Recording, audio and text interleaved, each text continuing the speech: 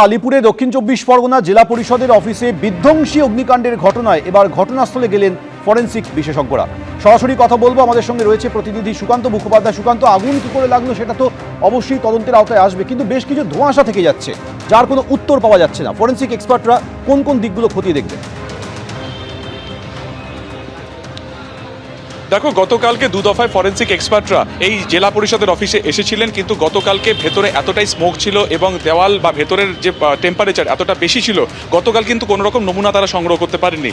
এক দফায় তারা সকালে এসেছিলেন এবং তারপরে তারা বিকেলেও এসেছিলেন, এবং তারপরে আজকে দ্বিতীয় দিনে ফের আরও একবার কিন্তু ফরেনসিক এক্সপার্টরা এসেছেন এবং কুল ডাউন যে প্রসেস সেটা পুরোপুরি কমপ্লিট হয়ে গিয়েছে। দমকলের তরফে আর কোনো কাজ কিন্তু এই বিল্ডিংয়ের ভেতরে আর নেই, কোথাও কোনো পকেট ফায়ার নেই।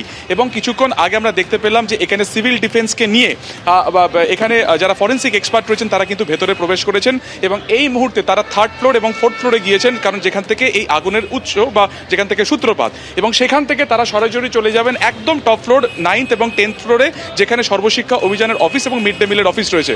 এই ঘটনার পর এডিএম এর তরফে আলিপুর থানায় একটি অভিযোগ দায়ের করা হয়। বলা হয় যে এর পিছনের অন্তর্ঘাত রয়েছে। মূলত এখান থেকে কিন্তু এই ফরেনসিক এক্সপার্ট যারা রয়েছেন তাদের অত্যন্ত গুরুত্বপূর্ণ ভূমিকা এই কারণে যে এর ভেতরে যে নমুনা তারা সংগ্রহ করবেন সেখান থেকে যদি জানা যায় যে কোনো রকম অন্তর্ঘাত হয়েছিল কিনা, নাকি এর পেছনে কোনো দুর্ঘটনা রয়েছে।